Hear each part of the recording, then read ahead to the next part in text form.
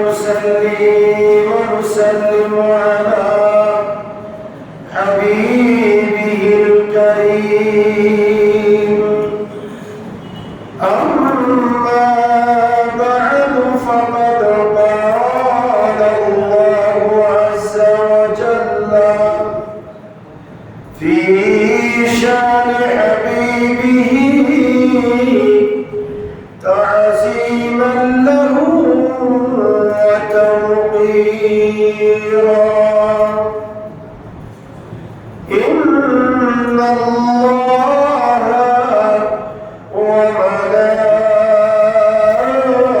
وملائكته يصلون على النبي يا أيها الذين آمنوا صلوا عليه وسلموا تسليما صلى الله على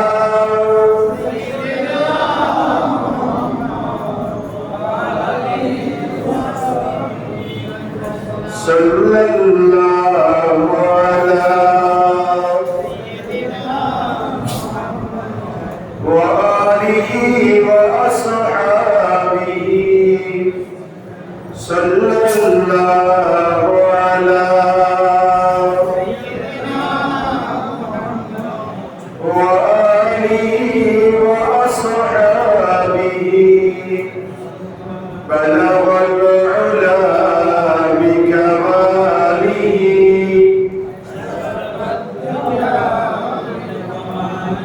حسنت جميع وخصاله صلوا عليه نگاه عشق ومستی میں وہی اول وہی آخر وہی قرآن وہی فرقان وہی یاسین وہی طه بلغ العلا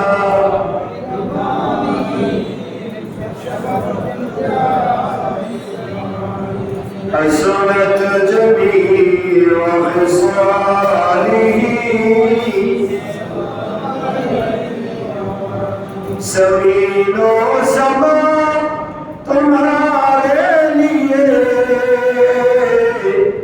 مکین و مباد تمہارے لیے سنین و سنا تمہارے لیے بنے دو جہاں تمہارے لیے بدر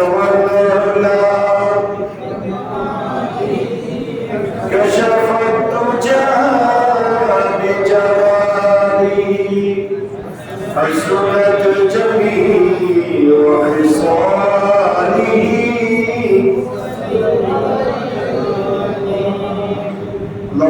أعوذ بالله من الشيطان الرجيم بسم الله الرحمن الرحيم شهر رمضان الذي أنزل فيه القرآن هدى للناس وبينات من الهدى والفرقان صدق الله مولانا العظيم وبلغنا رسوله النبي الأمين ونحن على ذلك لمن الشاهدين والشاكرين والحمد لله رب العالمين معزز محترم حضرات مسلمان اعزام সম্মানিত উলামায়ে কিরাম রাহিমানি ওয়া রাহিমাকুমুল্লাহ আমরা আল্লাহ সুবহানাহু ওয়া তাআলার নিঃশব্দ দরবারে লক্ষ কোটি শুকর এবং সুজুদ আদা করছি আল্লাহ পাকের অত্যন্ত দয়া এবং মেহেরবানিতে পবিত্র রহমত মাগফিরাত নাজাতের মাসের মহিমান্বিত দ্বিতীয় জুমার দিবসে নামাজে জুমাদের মহান লক্ষ্যে আল্লাহর মসজিদে আসার বসা সালাম আরজ করার সুযোগ আর তৌফিক যে আল্লাহ আমাদেরকে দান করেছেন তার দরবারে পড়ছি আলহামদুলিল্লাহ। আল্লাহর দুরূদ ও সালামের হাদিয়া প্রেরণ করছি সোনার মদিনায় কামলিওয়ালা নবী, নূরুন নবী, হায়াতুন নবী, ইমামুল আম্বিয়া নবী, যার বদৌলতে রমজান পেয়েছি, কোরআন পেয়েছি, লাইলাতুল কদর পেয়েছি। আমাদের সকলেরই আল্লাহ সরকারে মদিনা সুরুর কলব সিনা হুজুর মুহাম্মদুর রাসূলুল্লাহ সাল্লাল্লাহু তাআলা আলাইহি ওয়াসাল্লাম এর নূরি দরবার সোনার মদিনায় উচ্চ আওয়াজে আরেকবার বলছি আলহামদুলিল্লাহ। মোহতারাম হাজিরিন, গত দুই জুমায় আমরা রমজানুল মুবারকের ফজিলত, গুরুত্ব এবং তাকওয়া অর্জনের মাধ্যম নিয়ে আমরা আলোচনা করেছিলাম। একই ধারাবাহিকতায় যেহেতু এই রমজানুল মুবারকে আল্লাহ পাক কোরআন নাযিল করেছেন, শুধু কোরআন নয়, আমরা যদি কোরআন এবং হাদিস রিসার্চ করি তাহলে আমরা দেখতে পাবো পৃথিবীর যুগে আদম ও সফিউল্লাহ থেকে ঈসা রূহুল্লাহ পর্যন্ত লক্ষ লক্ষ নবী রাসূল পয়গম্বরের কাছে আল্লাহ পাক ছোট এবং বড় মিলিয়ে 104খানা কিতাব নাযিল করেছেন। সেই 104খানা কিতাবেই আল্লাহ পাক মাহে রমজানুল মুবারকে বান্দার জন্য নাযিল করেছেন। সুবহানাল্লাহ। আল্লাহ পাক বলেছেন শাহরুর রমাদান আল্লাযী উনজিলা ফীহিল কুরআন। রমজান মাস এত সম্মানিত হয়েছে, মর্যাদা সম্বলিত হয়েছে, যে মাসে নফল ইবাদত করলে অন্য মাসে ফরজ ইবাদতের সওয়াব আমলনামার মধ্যে লেখা হয়, যে মাসে একটা ফরজ আদায় করলে বেশুমার অগণিত ফরজ আদায়ের সওয়াব আমার আপনার আমলনামার মধ্যে লেখা হয়। এত সম্মান এই মাসে আল্লাহ পাক দেওয়ার পিছনে কারণ কি? আল্লাহ পাক কোরআনুল কারীমের সূরা বাকারার 185 নম্বর আয়াতে কারীমার মধ্যে আল্লাহ বলেছেন, এত ফজিলত, এত সম্মানিত হওয়ার পিছনে একটি মাত্র কারণ, শাহরুর রমাদান আল্লাযী উনজিলা ফীহিল কুরআন। এই রমজান মাস এমন একটি সম্মানিত মাস যে মাসে আমি আল্লাহ মানব জাতির হেদায়েতের জন্য বিজ্ঞানময় কোরআন নাযিল করেছি। সুবহানাল্লাহ। আল্লাহ পাক এই কোরআন কেন নাযিল করেছেন? আল্লাহ বলেছেন হুদাল লিন-নাস। আমি আল্লাহ এই কোরআন এই রমজান মাসে এই জন্যই নাযিল করেছি যাতে করে আমার বান্দারা কোরআন থেকে হেদায়েতের রাস্তা গ্রহণ করতে পারে। সুবহানাল্লাহ। কিসের রাস্তা? হেদায়েতের রাস্তা। ইহদিনাস সিরাতাল মুস্তাকিমের রাস্তা, মুত্তাকি বনার রাস্তা, আল্লাহ ওয়ালা বনার রাস্তা, আল্লাহর মকবুল বনার রাস্তা, যাতে করে বান্দারা গ্রহণ করতে পারে। এই জন্য আমি আল্লাহ এই কোরআন নাযিল করেছি। শুধু তাই নয়, ওয়াবাজ্জিনাতিন মিনাল হুদা ওয়াল ফুরকান, এবং এই কিতাবের মধ্যে আমি আল্লাহ রাব্বুল আলামিন এমন বিষয় সর্ববৃহৎ আকারে আমি আল্লাহ বর্ণনা করেছি যেটা সত্য মিথ্যার পার্থক্যকারী একমাত্র গ্রন্থ বিজ্ঞানময় কোরআন। সুবহানাল্লাহ। আর এই কোরআন আল্লাহ কখন নাযিল করেছেন? এমন একটা রাত্রিকে নাযিল করেছেন যে রাত্রি রমজান মাসের মধ্যে অবস্থিত। সুবহানাল্লাহ। আল্লাহ বলেছেন ইন্না আনসালনাহু ফি লাইলাতিল কদর। নবী আমার, আপনি আপনার উম্মতকে জানিয়ে দেন আমি আল্লাহ এই কোরআন রমজান মাসে কদরের রাত্রিতে আমি আল্লাহ এই কোরআন নাযিল করেছি। সুবহানাল্লাহ। যদি এই কোরআনকে জিজ্ঞাসা করি আল্লাহ আপনি এই কোরআন কেন নাযিল করেছেন, তখন আল্লাহ রাব্বুল আলামিন সূরা ইব্রাহিমের শুরুতেই আল্লাহ আমাদেরকে আপনাদেরকে জানিয়ে দিবেন, কিতাবুন আনসালনাহু ইলাইকা লিতুখরিজান নাসা মিনাজ যুলুমাতি ইলান নূর। আল্লাহ বলেন, কিতাবুন আনসালনাহু ইলাইকা, নবী আমার এই কিতাব আপনার প্রতি আমি আল্লাহ নাযিল করেছি, লিতুখরিজান নাসা মিনাজ যুলুমাতি ইলান নূর, যাতে করে মানুষদেরকে অন্ধকার থেকে আলোর দিকে এই কিতাব আনতে পারে। সুবহানাল্লাহ। এই কিতাব মানুষকে অন্ধকার থেকে আলো দেখায়, জাহান্নামের রাস্তা থেকে জান্নাতের রাস্তা দেখায়, অসম্পদ থেকে সম্পদ দেখায়। এই কিতাব মানুষকে আল্লাহ পর্যন্ত পৌঁছায় দিয়ে। সুবহানাল্লাহ। রাসূল পাক সিয়াহি আখলাক সাল্লাল্লাহু আলাইহি ওয়াসাল্লাম দশম হিজরিতে বিদায় হজের ভাষণ দিয়েছিলেন, ঠিক কি না? কিসের ভাষণ? বিদায় হজের। আল্লাহ রাসূল যে বছর ইন্তেকাল করবেন তার পূর্ব মুহূর্তে আল্লাহ রাসূল আরাফাতের বিশাল ময়দানে জবরের রহমতের উপর দাঁড়িয়ে আল্লাহ রাসূল কি দিয়েছেন? বিদায় হজের ভাষণ দিয়েছেন। যে জবরের রহমত, আপনারা হুজ্জাজে কেরাম যারা উমরা যান, হজে যান, আপনারা দেখেন জবরের রহমত ছোট্ট একটা পাহাড়, সেখানে একটা পিলার দেওয়া আছে সুন্দর সাদা আকৃতিতে। ওই মিনারা, যে মিনারা ওই জায়গায় দাঁড়িয়ে আল্লাহ রাসূল 10 লক্ষ সাহাবায়ে কেরামকে সামনে নিয়ে আল্লাহ রাসূল বিদায় হজের ভাষণ দিয়েছেন। সুবহানাল্লাহ। বিদায় হজের ভাষণ মানে আল্লাহ রাসূলের জীবনের শেষ বিদায়ী ভাষণ। কি ভাষণ? সেই বিদায়ী ভাষণে আল্লাহ রাসূল বলেন, তারাকতু ফীকুম আমরাইন লাম তাদিল্লু মা তামাসসাকতুম বিহিমা কিতাবাল্লাহি ওয়া সুন্নাত রাসূলিহি কামা ক্বালা আলাইহিস সালাতু ওয়াসসালাম।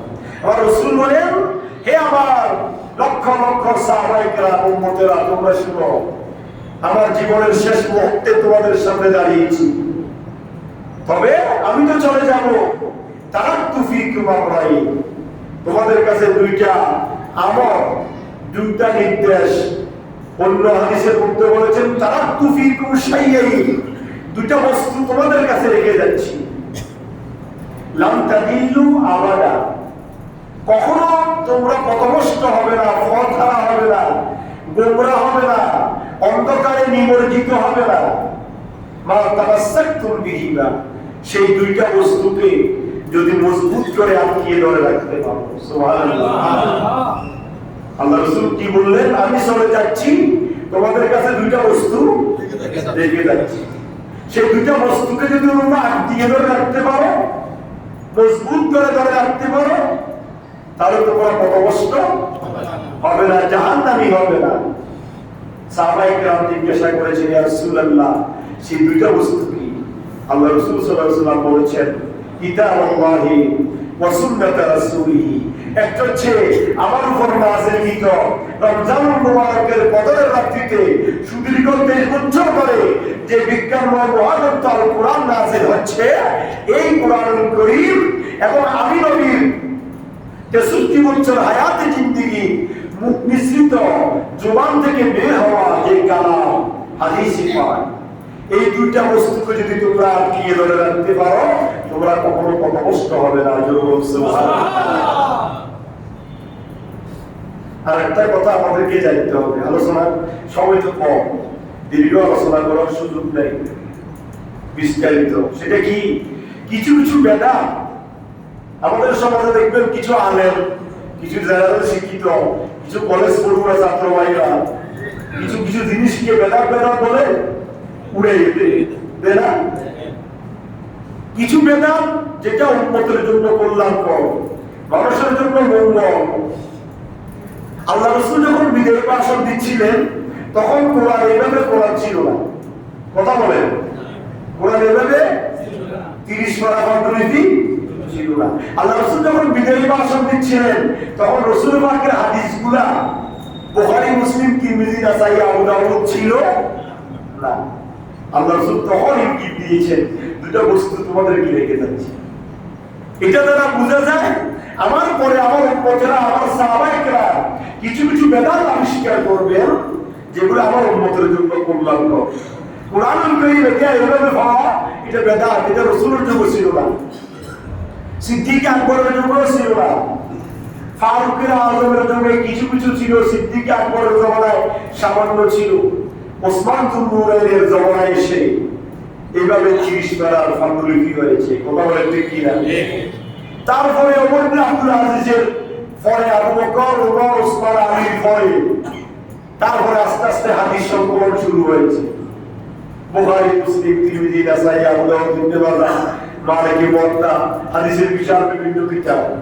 তবে আল্লাহ রাসূল চলে যাওয়ার আগে ইঙ্গিত দিয়েছে দুটো বস্তু রেখে যাচ্ছে, একটা হচ্ছে কোরআন আর একটা হচ্ছে হাদিস। এই দুইটা যদি তোমরা আঁকড়িয়ে রাখতে পারো, ওর মধ্যে তোমরা কখনো পথভ্রষ্ট হবে না। এই কোরআনুল কারীম নয় শুধু 104টা সহিফা এবং আসমানি কিতাব এই রমজান মাসে কি হয়েছে? নাজিল। আমরা যদি কোরআন হাদিস বিশ্বাস করি, আমরা দেখতে পাবো পয়লা রমজান সাইয়েদনা ইব্রাহিম আলাইহিস সালামের উপর 10টা সহিফা নাজিল হয়েছে। সুবহানাল্লাহ। ফাসি রমজান আদম আলাইহিস সালামের সন্তান হযরত শীশ আলাইহিস সালামের উপর 50টা সহিফা নাজিল হয়েছে। 6 রমজান হযরত মুসা কলিমুল্লাহর উপর তাওরাত নাজিল হয়েছে। 10 রমজান হযরত আদম আলাইহিস সালামের উপর 10টা সহিফা নাজিল হয়েছে। 13 রমজান হযরত ঈসা আলাইহিস সালামের উপর ইনজিল নাজিল হয়েছে। 18 রমজান দাউদ আলাইহিস সালামের উপর জাবুর নাজিল হয়েছে।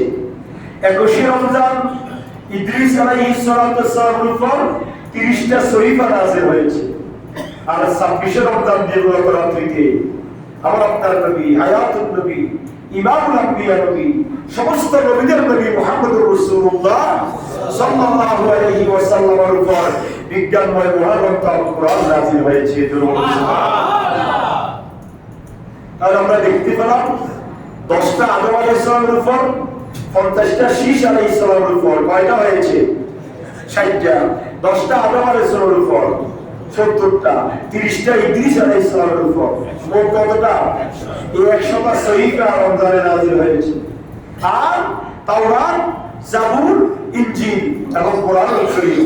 তাওরাত নাযিল হয়েছে 6 রমজান, ইনজিল নাযিল হয়েছে 13 রমজান, তারপরে আপনার জাবুর নাযিল হয়েছে 18 রমজান, আর কোরআনুল কারীম নাযিল হয়েছে 26 তারিখ দিবাগত রাত্রিতে। সুবহানাল্লাহ। এই সমস্ত কিতাবগুলো আল্লাহ কেন নাযিল করেছেন? মানব জাতির হেদায়েতের জন্য। সুবহানাল্লাহ। যুগে যুগে আল্লাহ নবী প্রেরণ করেছেন, নবীদেরকে কিতাব দিয়েছেন। এই কিতাব অনুযায়ী তার উম্মতদেরকে দ্বীনের দিকে আহ্বান করবে। কিতাব নাযিল করেন নাই, ওই নবীকে অর্ডার করেছেন, তোমার পূর্ববর্তী নবীর উপরে যে সহিফা নাযিল হয়েছে, ওই সহিফার উপরে নির্ভর করে তুমি তোমার উম্মতকে দ্বীনের দাওয়াত দাও। সুবহানাল্লাহ।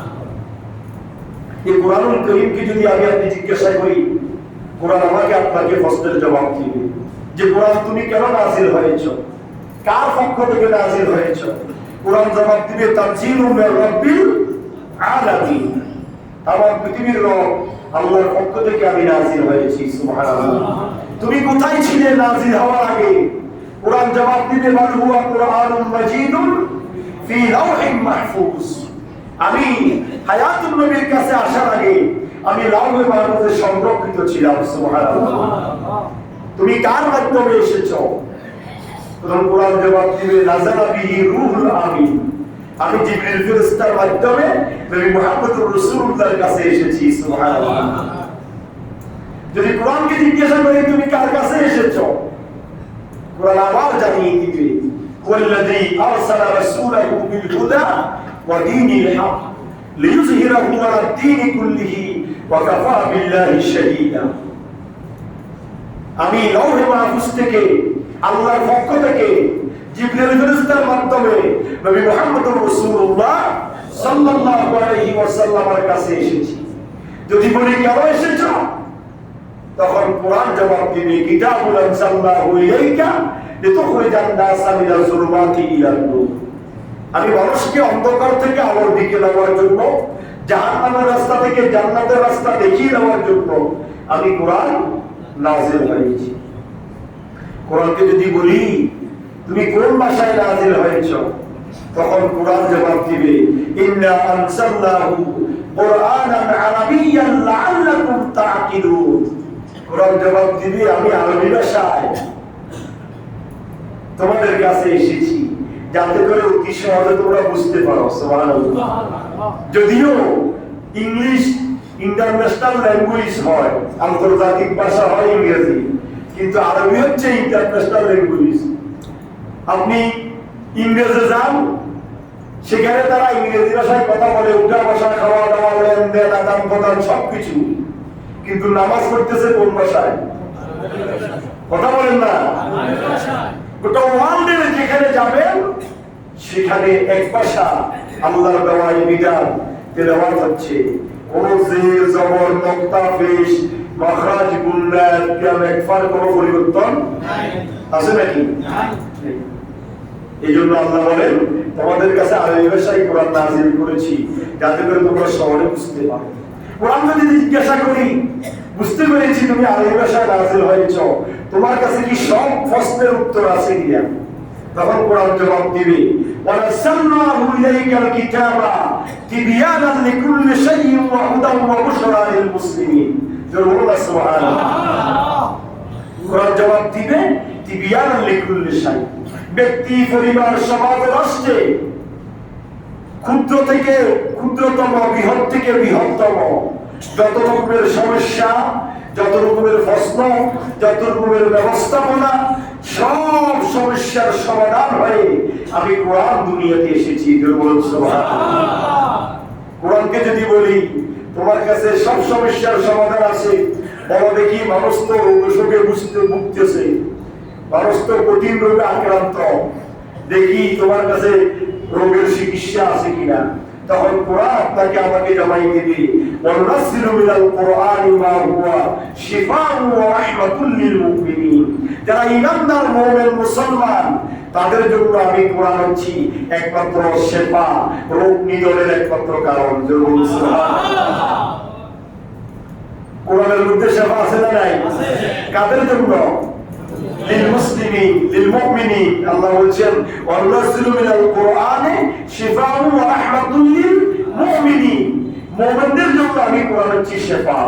সুবহানাল্লাহ। এই কোরআনকে যদি জিজ্ঞাসা করি ঠিক আছে সব সমস্যার সমাধান নিয়ে এসেছো, তোমার পরে নতুন করে আর কোনো বিধান আবিষ্কার করার প্রয়োজন আছে কিনা, নাকি তুমি সব বিধানের একমাত্র মাধ্যম? তখন কোরআন জবাব দিবে আল ইয়াউমা আকমালতু লাকুম দীনাকুম ওয়া আতমামতু আলাইকুম নি'মাতি ওয়া রাদিতু লাকুমুল ইসলাম দীনা। সুবহানাল্লাহ। আমার মাধ্যমে সবকিছু একমাল হয়েছে, কমপ্লিট কোড অফ লাইফ। ব্যক্তি, পরিবার, সমাজ, রাষ্ট্রের যত বিধান, যত আইন কানুন এখন থেকে কিয়ামত পর্যন্ত যত কিছুরই প্রয়োজন সবকিছুর সমাধান আমি কোরআনুল কারীমের মধ্যে। সুবহানাল্লাহ। এগুলো জবাব দিচ্ছে কে? কোরআন। সুবহানাল্লাহ। এই জন্য কোরআনুল কারীম এটা একটা এমন একটা মুজিজা যেটা কিয়ামত পর্যন্ত এই কোরআন থাকবে। কথা বলেন ঠিক কি না? কোরআন একটা মুজিজা, এই মুজিজা কিয়ামত পর্যন্ত থাকবে কি থাকবে না? যেটা একটা জবর, জের, নক্তা পেশ, হরকত, সুকুন পর্যন্ত পরিবর্তন করার ক্ষমতা, জ্ঞান, অধিকার আল্লাহ কাউকে দেন। আল্লাহ রাব্বুল আলামিন হাকামুল হাকিমিন এই কোরআন নাযিল করেছেন নবীদের মাধ্যমে। নবীদেরকে আল্লাহ তিনটা জিনিস দিয়েছেন, একটা হচ্ছে ওহী, আর একটা হচ্ছে হুসনুল খুলক, সৎ চরিত্র, আর একটা হচ্ছে মুজিজা। সুবহানাল্লাহ। এটা আল্লাহ নবীদেরকে দিয়েছেন, আর কাউকে দেন নাই। সুতরাং এই কোরআন আল্লাহ রাব্বুল আলামিন হাকামুল হাকিমিন দিয়েছেন মুজিজা হিসাবে। এক একজন নবীকে এক একটা মুজিজা দিয়েছেন। যেমন মুসা কলিমুল্লাহকে দিয়েছেন জাদু। সুবহানাল্লাহ। সিহর কি বলেন না? জাদু। ওয়া তিলকা বিয়ামিনিকা ইয়া মুসা। মুসা কলিমুল্লাহর হাতে লাঠি ছেড়ে দিলে কি হয়ে যায়? সাফ হয়ে যায়। এটা মুসা কলিমুল্লাহর মুজিজা। হযরত দাউদ আলাইহিস সালামকে আল্লাহ মুজিজা দিয়েছেন, সেটা হচ্ছে গলার সুর। তিনি এত সুমধুর কণ্ঠে জাবুর তেলাওয়াত করতেন, তিনি যখন জাবুর শরীফ তেলাওয়াত করতেন, উড়ন্ত পাখি উড়ে বন্ধ করে নিয়ে তার গলার সারের উপরে বসে থাকত।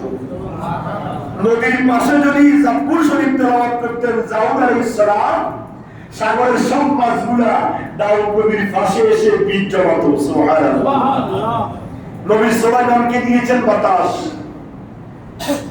1 মাইলের রাস্তা, 1 মাসের রাস্তা, মুহূর্তের ভিতরে বিনা ইঞ্জিনে, বিনা মেশিনে, বিনা ড্রাইভারে, বিনা পাইলটে, বিনা তেলে 1 মাসের দূরত্বের রাস্তা মুহূর্তের ভিতরে চলে যেত।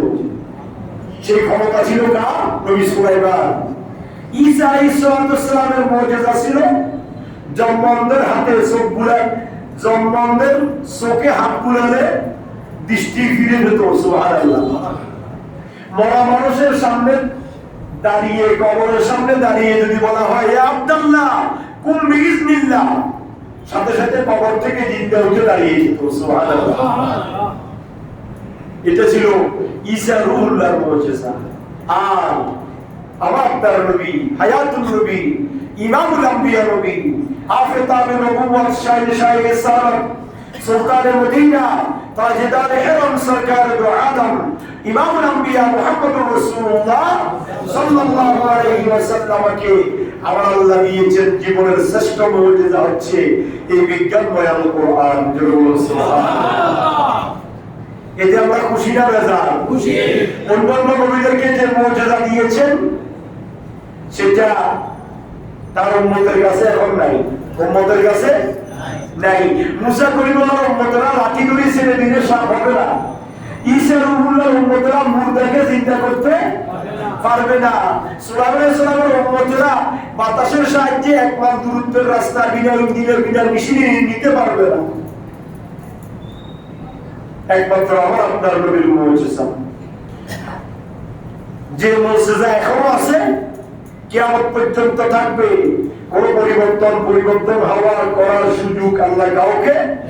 এই জন্য কবি বলেছেন হযরত ঈসা নে মুর্দে কো জিলায়া এক জমানা মে, हमारे मुस्तफा का मुजिज़ा बाइंतिहा निकले, हमारे मुस्तफा का मुजिज़ा बाइंतिहा निकले। सुबहानाल्लाह। নবী বলতেছেন সমস্ত নবীদের মুজিজা নবীরা যখন বিদায় নিয়েছেন সাথে সাথে বিলুপ্ত হয়েছে, আর আমার একজন নবী আমরা পেয়েছি যিনি দুনিয়ার জমিন থেকে গিয়েছেন 1500 বছর আগে। কিয়ামত পর্যন্ত সেই নবীর মুজিজা দুনিয়ার মানুষের কাছে থাকবে, কোনো পরিবর্তন হবে না। জোরে সুবহানাল্লাহ। এতে আমরা খুশি না বেজার? খুশি। কিন্তু বড় আফসোস, সেটা কি? এই কোরআন কি আসলে শুধু রমজান মাসে 20 দিন হাফেজেরা বড় বড় করে তেলাওয়াত করবে, আমরা একটু কামসুক করলাম, এই জন্য আসছে? বাসাতে, দোকানে, অফিসে 10 জন হুজুর দিয়ে তেলাওয়াত করাই দিলাম, এই জন্য আসছে? কোরআন কি জন্য আসছে? আল্লাহু আকবার। এই জন্য ডক্টর দয়াশঙ্কর পণ্ডিত শর্মা, তিনি ছিলেন আপনার ভারতের নবম রাষ্ট্রপতি। ভারতের কয় নম্বর? 9 নম্বর রাষ্ট্রপতি দয়াশঙ্কর পণ্ডিত শর্মা। তিনি একদিন বললেন যে তোমরা যে কিতাব তোমাদেরকে আল্লাহ দিয়েছেন, তোমরা পেয়েছ, তোমরা এটার সাথে কি ব্যবহার করছো? এটা আল্লাহ কি জন্য দিয়েছে তোমরা কি রিসার্চ করেছো? অথচ তিনি ছিলেন হিন্দু, তিনি কি ছিলেন? কথা বলতেছেন আমাদের ধর্মগ্রন্থ কোরআন নিয়ে, বলতেছে আমল কি কিতাব, কিতাবও কি দোয়া কি কিতাব বানা দিয়া। তিনি বলতেছেন তোমাদেরকে আল্লাহ দিয়েছেন আমলের কিতাব। কোন আমল? যে কিতাব অনুযায়ী তোমাদের রাষ্ট্র ব্যবস্থা চলবে, যে কিতাব অনুযায়ী পরিবার চলবে, যে কিতাব অনুযায়ী সমাজ চলবে, যে কিতাব অনুযায়ী বঙ্গভবন থেকে শুরু করে রান্নাঘর পর্যন্ত চলবে, সেই কিতাবকে তোমরা শুধুমাত্র দোয়া কিতাব বানাই দিয়েছ। তার কারণটা কি? কোরআন হলো আমল ও মানার কিতাব। কথা বলে ঠিক কিনা? কোরআন আমল এবং মানার কিতাব, কিন্তু আমরা সেটাকে বানিয়েছি দোয়ার কিতাব।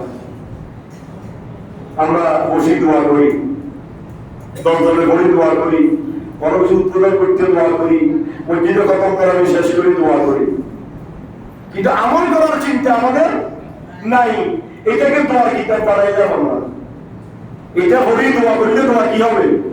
কবুল হবে। কিন্তু এটা আমল করে যদি বান্দা জীবন বাস্তবায়ন করে বান্দা জাহান্নাম থেকে মুক্তি হয়ে জান্নাতে যাবে, এই চিন্তা আমাদের নাই। কোরআন ছিল বুঝার কিতাব। ডাক্তার দয়াল শঙ্কর পণ্ডিত শর্মা তিনি বলছেন, কোরআন ছিল বুঝার কিতাব, তোমরা সেটাকে গড়গড় করে পড়ার কিতাব বানিয়েছ। বুঝো না বোঝো, এখন তাড়াতাড়ি করে খতম শেষ করে দিতে হইল। যে কোরআন ছিল জীবিত মানুষের জীবন পরিচালনার কিতাব, তোমরা সেটাকে বানিয়েছ মৃত মানুষের লিখিত ঘোষণার কিতাব। মানে যখন মারা যায় 10 দিন না 7 দিন না একবার দুইবার তেলাওয়াত করলে আমরা মনে করি মুদ্রা নাজাত পেয়ে যাবে, শেষ। ডক্টর দয়াল শঙ্কর বলছেন শুধু তাই নয়, যে কিতাব ছিল জ্ঞানের কিতাব, তোমরা সেটাকে অজ্ঞ মূর্খদের হাতে ছেড়ে দিয়েছ। এখন আপনি দেখেন সংসদে এখনো কথা বলছি না, বর্তমান অবস্থা না, বর্তমান অবস্থা আগের কথা বলছি। বর্তমান অবস্থায় একজন বড় আলেমকে তো ধর্মমন্ত্রী বানানো হয় নাই, বুঝছে? আমি ওল্লাহে ধর্মমন্ত্রীর বিরুদ্ধে বলতেছি না, কেউ আমার এটা বুঝবেন না। কোরআন কি আলেমে বুঝবে নাকি জাহেলে বুঝবে? জাহেল মানে আপনারা আবার অন্যটা মনে করবেন না, যে masters honours master degree higher level উচ্চ গ্রেড পাস করে ক্ষমতায় বসেছে, সে তো আর আলেম না, কোরআন বুঝবে না। সে ল বুঝবে, সে দেশ পরিচালনা বুঝবে, রাজনীতি বুঝবে, কিন্তু কোরআন দিয়ে দেশ পরিচালনার নিয়ম নীতি তো সে বুঝবে না। এই জন্য ডক্টর দয়াশঙ্কর বলছেন যে কোরআন ছিল জ্ঞানের কিতাব, সেটাকে তোমরা মূর্খদের হাতে ছেড়ে দিয়েছ। যে কোরআন ছিল গোটা সৃষ্টি জগতের জ্ঞান দেওয়ার কিতাব, সেটাকে তোমরা মাদ্রাসার তাকে মসজিদের তাকে ঢুকিয়ে রেখেছ। আলমিরের উপরে কোরআন থাকে, মেসাঙ্গার উপরে কোরআন থাকে, তাকের উপরে কোরআন থাকে, উপরে এতটুকু বসে পড়েলাম। রমজান আসার আগে সেটা বাইরে করে মুসুবিসি নিয়ে 2-4 দিন একটু মামুনেরা তেলাওয়াত করে, তারপর আবার সেখানে থেকে যাবে। কথা বলেন ঠিক কিনা? আজকে আমরা কোরআনের সাথে কি করছি? যে কোরআন ছিল বড় জাতিকে জীবিত করার জন্য, যে কোরআন এসেছে, আজকে আমরা সেটাকে মরা মানুষের বকশিশ করার জন্য কিতাব বানিয়েছি। তারপর এটা বলেছেন কে? ডক্টর দয়াশঙ্কর পণ্ডিত শর্মা, ভারতের নবম রাষ্ট্রপতি ছিলেন। তিনি বলছেন কিন্তু এই কোরআনকে তারা রিসার্চ করেছে। ডক্টর মরিস বুকাইলি কোরআন রিসার্চ করেছে। ডক্টর মরিস বুকাইলি শ্রেষ্ঠ বিজ্ঞানী ছিলেন খ্রিস্টানদের। তিনি বলেন আমি সব ধর্মগ্রন্থ রিসার্চ করেছি, আমার বাইবেল আমি রিসার্চ করে গবেষণা করার পরে এবার আমি কোরআন নিয়ে বসলাম। ডক্টর মরিস বুকাইলি বলছেন কোরআন নিয়ে এই জন্য বসেছি, কোরআনের ভিতর যে ভুলগুলো আছে সেই ভুলগুলা মানুষের কাছে প্রমাণ করিয়ে দেওয়ার জন্য। নাউজুবিল্লাহ বলেন না? কে বলছে? Doctor Morris Bucaille. সে বলছে কোরআনের ভুল ধরার জন্য আমি কোরআন নিয়ে বসলাম।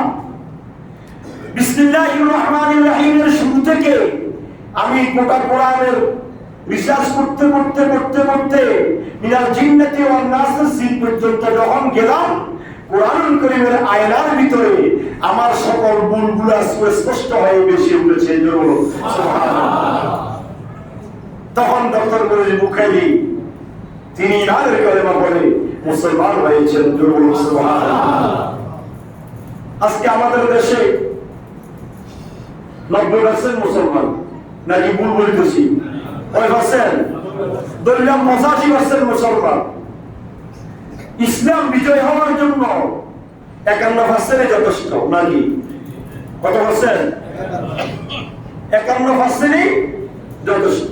কিন্তু এই 80-85% মুসলমানের দেশে আমরা কি কোরআনের আইন মতো চলি? কোরআনের সাথে আমাদের কোনো সম্পর্ক আছে? কোরআনের সাথে আমরা কোনো সংক্ষিপ্ততা রেখেছি? সেটা কি? আপনি দেখেন, কোরআনুল কারীমের মধ্যে মদকে হারাম করেছেন, নাকি হালাল করেছেন? ইন্নামাল খামরু ওয়াল মাইসিরু ওয়াল আনসাবু ওয়াল আজলামু রিজসুম মিন আমালিশ শাইতান। আল্লাহ বলেছেন শুধু হারাম নয়, এটা শয়তানের কাজ। কার কাজ? শয়তানের। আজ কোরআন মদকে হারাম করেছে, আমাদের জনপদে মদ হালাল। কোরআন জেনাকে হারাম করেছে, আমাদের জনপদে জেনা প্রতিকারয় হালাল। কোরআন সুদকে হারাম করেছে, আমাদের জনপদে সুদ হালাল। কোরআন ঘুষকে হারাম করেছে, আমাদের অফিস আদালত প্রত্যেকটা সেক্টরে সুদের চাইলাম। কোরআন দুর্নীতিকে হারাম করেছেন, আমাদের গোটা সমাজে গোটা রাষ্ট্রে দুর্নীতি ভরপুর। তাহলে কোরআনের সামনে আমরা কি? কোরআনের সাথে আমাদের কোনো সম্পর্ক আছে? কথা বলেন না, আছে? নাই। সুতরাং এই কোরআন রমজান মাসে আল্লাহ নাযিল করেছেন মানব জাতির হেদায়েতের জন্য। সুতরাং এই কোরআন থেকে আমাদেরকে শিক্ষা গ্রহণ করতে হবে, কোরআনের রঙে রঙিন হতে হবে। আমাদের রাষ্ট্র ব্যবস্থার বঙ্গভবন থেকে শুরু করে যদি রান্নাঘর পর্যন্ত যদি কোরআন মতে আইন, কোরআনের আইন মতো যদি রাষ্ট্র চলে, সমাজ চলে, পরিবার চলে, পররাষ্ট্রনীতি চলে, সমাজনীতি চলে, তাহলে এই সমাজে অন্যায় থাকবে না, অবিচার থাকবে না, জুলুম থাকবে না, খুন থাকবে না। আজকে তাম পৃথিবীতে মুসলমানেরাই মার খায়। কথা বলেন ঠিক কিনা? কারণটা কি? মুসলমানেরা তাদের নীতির উপর নাই, নীতিচ্যুত হয়ে যাওয়ার কারণে মুসলমানদের উপর খোদাই গজব। আজকে কাফের মুশরিকরা মাথা উঁচু করে গোটা পৃথিবীকে হাতের মুঠে রেখে দিয়েছে, মুসলমান শুধু বাইরেই খাচ্ছে। একটিমাত্র কারণ, ওই জামানা মে মুআসসাস थे मुसलमान होकर और तुम हार हुए तारिके कुरान होकर। सुबहानाल्लाह। এই দুনিয়ার মানুষ মুসলমান, শুনো, তোমরা থাকতে সকলের উপরে, তোমাদের হাতের মুঠে তাম বিশ্ব থাকতো। আজকে তোমরা সব হারিয়ে ফেলেছ একমাত্র কোরআনকে ছেড়ে দেওয়ার কারণে। সুতরাং আসুন কোরআন মতে আমরা যাতে করে আমাদের জীবন পরিচালনা করতে পারি। আজকে 16ই রমজান, আগামীকাল হচ্ছে 17ই রমজান। একটু করে 1 মিনিট বলবো, এই 17ই রমজান ঐতিহাসিক বদরের যুদ্ধ হয়েছে। আপনারা জানেন না? জানি কিনা আমরা বলেন না? এই বদরের যুদ্ধ সাহাবায়ে কেরাম বরাবরই করে নাই, খালি পেটে যুদ্ধ করেছে, ইসলামের যুদ্ধ। সাহাবায়ে কেরাম রক্তের বিনিময়ে, আমার নবীর খুনের বিনিময়ে ইসলাম আমরা পেয়েছি। আজকে সেই ইসলামকে নিয়ে আমরা সিনেমিনি খেলতেছি, সেই ইসলামকে আমরা বাপদাদার ওয়ারিসি সূত্রে ইসলাম মনে করতেছি। কিন্তু ইসলাম রক্তের স্রোতের বিনিময়ে ইসলাম আমরা পেয়েছি। বদরের যুদ্ধে মাত্র 313 জন সাহাবী রোজা মুখে, নিয়স্ত্র, কোনো অস্ত্র শস্ত্র নাই।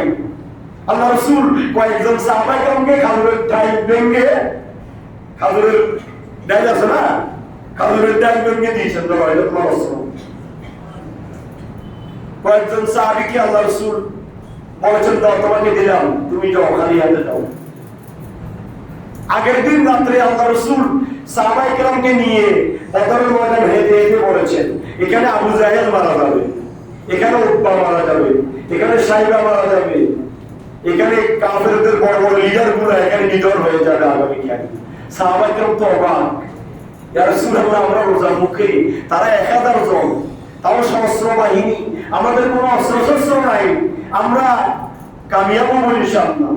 আল্লাহ রাসূল বলেছেন আমি তো একজন নয়, আমরা 313 জন নয়, আমাদের সাথে কে আছে? আল্লাহ। এই কোরআনুল কারীম প্রমাণ করে বদরের যুদ্ধে 3000 মতান্তরে 5000 আসমানি ফেরেশতা নাযিল করে আল্লাহ মুসলমানদেরকে জয় করেছেন। সুবহানাল্লাহ। সেই বদরী সাহাবীদের সম্মান আল্লাহ রাসূল বলেছেন, আল্লাহ নিজে বলেছেন, এ মালুম আসিতুম, হে আমার বদরী বান্দারা, তোমরা যা ইচ্ছা তা করো, তোমাদের জন্য কোনো আইন কানুন নাই, শরীয়তের বিধান নাই, তোমরা যা ইচ্ছা তা করো। তোমরা যারা বদরের ময়দানে বদরের যুদ্ধে অংশগ্রহণ করেছো, তোমাদের আগের পরের সব গুনাহ আমি আল্লাহ মাফ করে দিলাম। সুবহানাল্লাহ। আর আমার রাসূল বলেছেন, যারা বদরী সাহাবীদের উসিলা নিয়ে আল্লাহর দরবারে দোয়া করে, আল্লাহ রাব্বুল আলামিন তাদের দোয়া কবুল করেন। সেই বদরের খুনের বিনিময়ে, রক্তের বিনিময়ে আমরা ইসলাম পেয়েছি। সেই ইসলাম আজকে কি অবস্থা? সুতরাং আসুন আমাদেরকে সে বদরী সাহাবীদের ঈমানের চেতনায় বলিয়ান হতে হবে, তাদের আদর্শের উপর আমাদেরকে জীবনযাপন করতে হবে, অন্যায়ের বিরুদ্ধে সোচ্চার হতে হবে। আমরা তো আলেম বলেন, হাফেজ বলেন, পয়সাওয়ালা বলেন, গরিব বলেন, এখন টাকার বিনিময়ে বেচা যায়। 2 দিন এখানে, 2 দিন এইদিকে, 2 দিন এই দলে, 2 দিন ওই দলে, 2 দিন এটা জায়েজ, 2 দিন ওটা না জায়েজ। টাকা দিলে আর ক্ষমতা ফেলে আমাদের সবকিছু কি হয়ে যায়? চেঞ্জ হয়ে যায়। এটা তো বদরী সাহাবীদের আদর্শ ছিল। সুতরাং আসলে বদরের দিন, আজকের আগামী রাত হচ্ছে বদরী রাত। আমরা বদরী সাহাবীদের উসিলায় আল্লাহর দরবারে ফরিয়াদ করব, আল্লাহ যেন আমাদের সবাইকে মাফ করে দেয়। আমিন। আজকে হচ্ছে 16 রমজান, ঠিক কি না? তাহলে আগামী মঙ্গলবার 20 রমজান। কত রমজান? সবাই বলেন না, কত রমজান? আগামী মঙ্গলবার 20 রমজান। এলাকাবাসীর উপর একটা দায়িত্ব আছে না নাই? এটা কার উপর? এলাকাবাসীর উপর, যারা এলাকার স্থানীয় তাদের উপর এই দায়িত্ব। সেটা হচ্ছে ইতিকাফ। কি বলেন না? আর ওমর ইবনে খাত্তাব রাদিয়াল্লাহু তাআলা আনহু কান রাসূলুল্লাহ সাল্লাল্লাহু আলাইহি ওয়াসাল্লাম ইয়াতিকুল আশরুল আওয়াখির মিন রমাদান। ওমর ইবনে খাত্তাব বলেছেন, আমি আল্লাহর রাসূলকে যতদিন দেখেছি তিনি রমজানের শেষ 10 দিন ইতিকাফে বসতেন। সুবহানাল্লাহ। এবং আয়েশা সিদ্দিকা আল্লাহর রাসূলের ইন্তেকালের পরে যতদিন জীবিত ছিলেন ইতিকাফে বসেছেন, সাহাবায়ে কিরাম বসেছেন। আল্লাহর রাসূল অন্য হাদিসের মধ্যে বলেছেন, আল মুতাকিফু হুয়া ইয়াতাকিফু যুনুব। ইতিকাফকারী গুনার বোঝা নিয়ে ইতিকাফে বসে, ওয়ায়ুজসালাহু মিনাল হাসানাত কাআমিলিল হাসানাতি কুল্লিহা কামা ক্বালা আলাইহিস সালাতু ওয়াসসালাম। গুনার ঘাটতি নিয়ে, গুনার বোঝা নিয়ে, গুনার সাগরে হাবুডুবু খেয়ে আমার ইতিকাফকারী উম্মতেরা ইতিকাফে বসে, যখন সে ইতিকাফ থেকে বের হয় তার বদগুনাহ নেক দ্বারা আল্লাহ পরিবর্তন করে দিয়ে তাকে মাসুম নিষ্পাপ বানিয়ে দেন। সুবহানাল্লাহ। সুতরাং সেই ইতিকাফ বড় গুরুত্বপূর্ণ। মহিলারা বাড়িতে নিজ ঘরে একটা নির্দিষ্ট রুমে বসবে। সেই রুমে যদি বাথরুম না থাকে, যেখানে বাথরুম আছে সেই রুমে, এই রুম থেকে গিয়ে বাথরুম সারাইতে পারবে, গোসল সারাইতে পারবে, আবার নিজ ঘরে চলে আসবে। এটা হচ্ছে মহিলাদের ইতিকাফ। আবার যে মহিলা ইতিকাফে বসতে চায়, স্বামী আছে, ছেলে আছে, তাদের ফাঁকশা তো প্রয়োজন, সে চাইলে বসতে পারবে। সে স্বামী ছেলে কারোর সাথে কোনো কথা বলবে না, সে সারাদিন ইতিকাফে থাকবে, নির্দিষ্ট রুমে থাকবে। রান্না করার সময় হলে রান্না করে গিয়ে রান্না করে দিয়ে সে আবার নিজ রুমে চলে আসবে। সুবহানাল্লাহ। সে রান্না বান্না এনে তার স্বামীকে, ছেলেকে বাড়ি খাবারের ব্যবস্থা করে দিতে পারবে, কিন্তু ওই রুম ছাড়া অন্য কোনো রুমে গিয়ে কথাবার্তা বলা, ওই রুমের ভিতরে সব কথা বলতে পারবে। এটা হচ্ছে মা-বোনদের ইতিকাফ। আর পুরুষের ইতিকাফ একমাত্র জুমা মসজিদ শর্ত। কি মসজিদ? জুমা মসজিদ শর্ত। পাঞ্জাবের মসজিদে ইতিকাফ নাই, জুমা মসজিদে ইতিকাফ। এই জন্য 5 ওয়াক্ত ইবাদতখানা আর জুমা মসজিদ বেশি আছে না নাই? ইবাদতখানা 1 রাকাত পড়লে 1 রাকাতের সওয়াব, আর জুমা মসজিদে 1 রাকাত পড়লে 27 রাকাতের সওয়াব। এই জন্য ইতিকাফ কোথায়? জুমা মসজিদে। তো এই ইতিকাফ বসতে হবে এলাকাবাসী, সুন্নতে মুআক্কাদায়ে কিফায়া, এটা সকলের উপরে সুন্নতে মুআক্কাদা, বাধ্যতামূলক, না করলে গুনাহগার হবে। তবে এলাকার স্থানীয় থেকে যদি 2 জন বসে তাহলে সবার পক্ষ থেকে কি হয়ে যাবে? আদায় হয়ে যাবে। আবার যদি কাউকে এলাকার স্থানীয় কাউকে বাধ্য করে বসাইতে হয় তাহলে সবাই টাকায় অংশগ্রহণ করতে হবে, এটা মাথায় রাখতে হবে। যদি টাকা দিয়ে এলাকার স্থানীয় একটা দুটোকে বসা যায়, কিন্তু তাকে মসজিদ কমিটি থেকে বা এই তারা দিয়ে থেকে বা অন্য কোনো ফান্ড থেকে কিছু টাকা দিয়ে খুশি করে দিলেন হবে না। আপনার জিম্মাদারি আপনাকে হালকা করতে হবে, তাকে উপযুক্ত সম্মান আপনাকে দিতে হবে। এই একটা বড় ইবাদতের কাজ। লাইলাতুল কদর পাওয়া যায়, এতে ওটাকে কি পাওয়া যায়? লাইলাতুল কদর। তবে আমার এখানে ইতিপূর্বে আমি দেখছি কয়েকজন এলাকার স্থানীয় বুড়ো সুড়ে বসেন, যারা আসলে ইবাদত তো জোয়ান কালে। আজকে একটু দেরি হচ্ছে, কেউ কোনো কিছু মনে করবেন না, যেহেতু আজকে টার্নিং মাঝখানের জুমা, বিভিন্ন মাসালা নিয়ে আলোচনা করতে হয়, এই জন্য একটু দেরি হবে। সেটা হচ্ছে এই ইবাদতের বয়সটা হচ্ছে জোয়ান বয়স। কি বয়স বলেন না? ওয়াশাবুন নাশা ফি ইবাদাতিল্লাহি আযজা ওয়া জাল, যে যুবক তার যৌবনটা ইবাদতের মধ্যে কাটাবে আল্লাহ পাক তাকে আরশের নিচে ছায়ায় স্থান দিবেন। সুবহানাল্লাহ। ওই যুবক সবার আগে জান্নাতে যাবে। আমরা ইবাদত করি বুড়ো হই, এখন ইবাদত ইতিকাফে বুড়ো সুড়ে 2 জন আসে, যারা সিগারেট খায় গলায় জ্বালাই ফেলছে, হুলুস সারাক্ষণ আসে, আবার দেখি ইতিকাফে বসিয়ে বাইরে যায় সিগারেট টানে।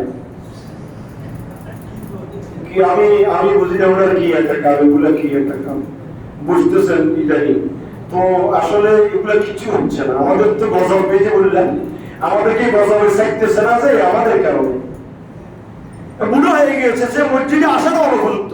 কেউ রাগ করবেন না, আমি 2 হাত কদমে রাখি বলছি, বুড়ো সুড়ো মসজিদে আসার দরকার নেই। তো আল্লাহ বলে নাই, আল্লাহ রাসূল বলে নাই।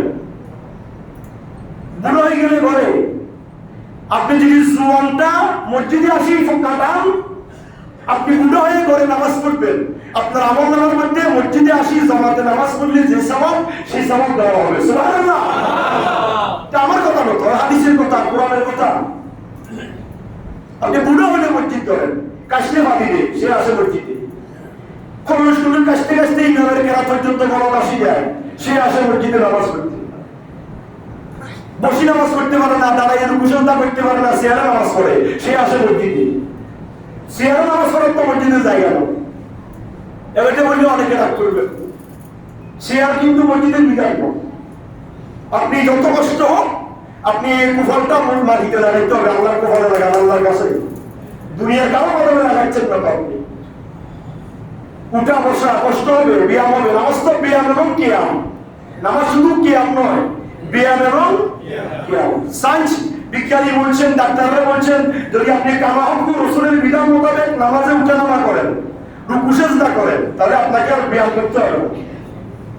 নামাজই ব্যায়াম। আপনার গাছ সোজা, সিজদা যাবেন একবারে সোজা। আমরা তো রাসূল পাকের শিখানো বিধান মোতাবেক রুকু সিজদা করতে জানি না, যার কারণে আমাদের নামাজ ব্যায়াম হয় না। আমরা জানি মনে করি এতে থাকি। রাসূল যেভাবে শিক্ষা দিয়েছেন ওইভাবে যদি নামাজটা স্ট্রংলি আমরা আদায় করি, আমাদের নামাজ হবে ব্যায়াম। যে ব্যক্তি ফজর নামাজ বা জামাত নির্দিষ্ট সময়ে আদায় করবে, তার আর সকালে ব্যায়াম করতে হবে না, তার ব্যায়াম তো নামাজই হয়ে গিয়েছে। 4 রাকাত পর উঠা বসা, ঠিক না? এটা শরীয়ত।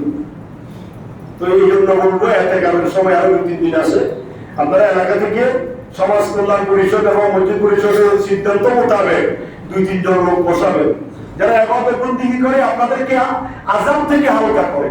আমি কালকে ইতিকাফের উত্তাপে পড়ি বুখারী শরীফে, আমি আশ্চর্য হয়ে গিয়েছি ইতিকাফের কি গুরুত্ব।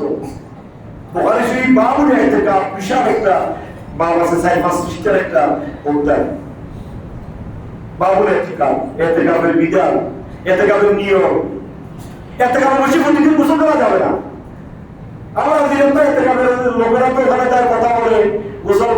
দরকার হাতে বলে বিরক্ত লাগে তো এখানে বাইরে আনিতে এতে কাল বসছে গোসল ফরজ গোসল ছাড়া এতে কামে বসি গোসল করা তো নিষেধ ফরজ গোসলের জন্য আপনি বাইরে যদি আপনার স্বপ্ন দোষ হয়ে যায় আপনি একান্তে বের হয়ে গোসল করে তারপরে আসবেন না হলে পায়খানা অবস্থা ছাড়া এতে কাম অবস্থা মসজিদের বাইরে যাওয়া নিষেধ এইটা তো আমরা এতে কামের মাসালা জানি না বুঝি না মনে করি এইটা একটা এতে কামার কি আর কি দুই চার চোদ্দ করছি এই জন্য এতে কাম সংক্রান্ত ব্যাপারে একটু এলাকাবাসী স্থানীয় যারা সচেতন হবেন এতে কামে বসার চেষ্টা করবেন জমানারা বসবেন এবাদত করবেন আপনি কোরআন তেলাওয়াত করবেন কয়েক খতম কোরআন শেষ করবেন লাইলাতুল কদর তালাশ করবেন তাহাজ্জুদ করবেন এবাদত করতে হবে আল্লাহ আমাদের সবাইকে তৌফিক দান করুক আমিন এতে কামের মাসালা আমাদের যদি দিন আছে কারো জানার প্রয়োজন হলে জানিয়ে নেবেন তারপর হচ্ছে আগামী 20 রমজান 21 তারিখে আমাদের এই মসজিদে হতনে তারাবির মুনাজাত হবে আপনাদের সবাইকে দাওয়াত দেওয়া যাচ্ছে এই আগামী মঙ্গলবার এই এশার নামাজ এবং তারাবির নামাজের মধ্য দিয়ে আমাদের খতমে তারাবির শেষ হবে এই আপনারা সেই খতমে তারাবির মুনাজাতে অংশগ্রহণ করবেন আল্লাহ রাব্বুল আলামিন আহকামুল হাকিম যাতে করে সবাইকে গ্রহণ করে আর এই সংক্রান্ত কোনো মাসলা আছে যদি জানেন প্রয়োজন হয় আমার কাছে যাবেন আগামী জুমায় সদকা ফিতর সম্পর্কে আলোচনা করব তো সদকা ফিতর প্রাথমিক অবস্থায় আমাদের এখানে নির্ধারণ করেছেন 110 টাকা 15 টাকা 20 টাকা এরকম আর কি জিনিসপত্রের দাম তো কোনো দোকানে 2 টাকা বেশি কোনো দোকানে 2 টাকা কম ওটার উপর নির্ভর করে সর্বনিম্নটা আমরা যারা মধ্যবিত্ত আছি গরিব আছি আমাদের গরিবদের জন্য 120 টাকা 15 টাকা 20 টাকা এরকম করে দিবেন আমি 20 টাকা করে দেওয়ার নিয়ত করছি গরিব মানুষ হিসেবে কিন্তু আপনারা যারা এই স্বাবলম্বী আছেন 2-4-5টা 2টা 3টা 5টা বিল্ডিং এর মালিক আছেন গাড়ি বাড়ির মালিক আছেন আপনারা হইলে করে দিলে হবে না আপনি তো ইফতারির টাইমে 1800 টাকা দামের খেজুর খান 2000 টাকা দামের কিশমিশ খান হ্যাঁ আর আমি গেছি 80 টাকা দামের সরাবো তারপরে বাইয়ের দাম বেশি আলু দিয়ে বাইয়েন বানায় বাইয়ের আলু নেই আমি তো 120 টাকাই দিব আপনি কি খান আপনি যেটা খান ওটার উপর আপনার ফিতরা আজকে বলে দিচ্ছি যে একটা প্রস্তুতি নেওয়ার জন্য আপনি আপনার বিবেককে চিন্তা করুন মাকারু মাকারাল্লাহ ওয়াল্লাহু খায়রুল মাকিরিন এই কোরআনের বাণী কোরআনের আয়াত আমার কথা আল্লাহ বলে বান্দা তুমি যে মকরবাজি করো মাকারু ওয়া মাকারাল্লাহ তুমি যত মকরবাজি করবে এর মধ্যে শ্রেষ্ঠ মকরবাজ নাউজুবিল্লাহ বলেন তুমি যুদ্ধের মকরবাজি জানো এর মধ্যে বেশি মকরবাজি আয় যায় কে যাবে বলেন না আপনার কাছে আছে তো কোটি টাকা আপনি আমার মতো 1000 টাকার লোকের দিয়ে আন্দোলন কেমন আপনি কোটি টাকা আছে আমরা আপনাকে কোটি টাকা নিচে কোটি টাকার রাস্তায় আপনি চলবেন আর আমার কাছে যা আছে আমি তা দিয়েছি ওটা আমি কতটুকু আছি আমি জানি আপনি কতটুকু আছেন আপনি জানেন এটা আকল এই জন্য আল্লাহ মানুষকে শ্রেষ্ঠ বানাইছে তোমার আকল বেশি তো গরু ছাগল তোমার বেদ তো এক নাকি গরু ছাগলও বেদ আছে গরু ছাগল ভাগ্যে দিকে কমবে যায় এক গোড়া বেলায় এতে বুঝে যায় আর খানা আসে খেত দেখতে কমবে যায় আমার খানা আসে এটা তার জ্ঞান না কথা বলেন না তো তার জ্ঞান আর আমার জ্ঞান তো কি নয় এক নয় তা আমি আমাকে আকল আপনারা বিভিন্ন গাড়িতে লেখা থাকে না নিজের বিবেক হচ্ছে শ্রেষ্ঠ আদালত লেখা থাকে না আপনি আপনার নিজেকে নষ্ট করবেন আমি কয় টাকা কামাই কত টাকার মালিক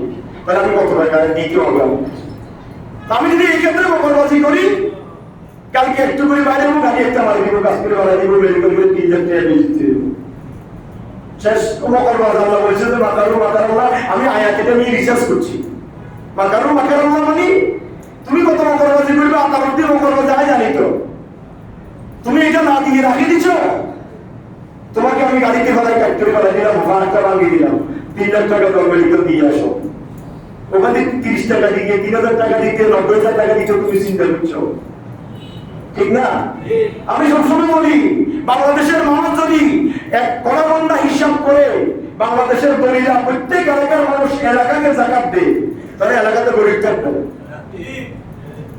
কিন্তু যাকাত 900 হিসাব করে 17 9 আর 6 9 17 ওই হিসাব করি যাকাত ওই যে হয়তো বসে গেছে ভাই আমার কাছে মানুষ হয় ওই রুপিগুলো না আমার কাছে জাকাত নাই আর এই বছর কোনো জাকাত নাই জাকাত আর নাই শেষ কিন্তু আপনার ব্যাংকে কত আছে ডিপিএস এ কত আছে জমা কত টাকা আছে কার কাছে কত টাকা পাইবেন স্বর্ণ কত করি আছে এগুলো সব কথা হিসাব করে আপনি জাকাত দেন না আগে খেয়াল বাইরে ধরবে সাথে এলাকার গরিবদেরকে দেন নিজের আত্মীয় স্বজনকে দেন এভাবে আপনি প্রতি বছর দেন এক বছর 10 জন টার্গেট করেন এক বছর 2 জন টার্গেট করেন আমি 2 জনকে দিব এই 2 জন স্বাবলম্বী হয়ে যাবে সে আগামী বছর জাকাত দিবে সে আর গরিব থাকবে না এবার আমরা কি করি লাইনই ছবি তুলি এই তারপরে জাকাত দিই 5 টাকা 20 টাকা 50 টাকা 30 টাকা হ্যাঁ তারপরে ছবি তুলতে অমুক জাকাত দিচ্ছে অমুক কোম্পানি জাকাত দিচ্ছে অমুক ব্যক্তি জাকাত দিচ্ছে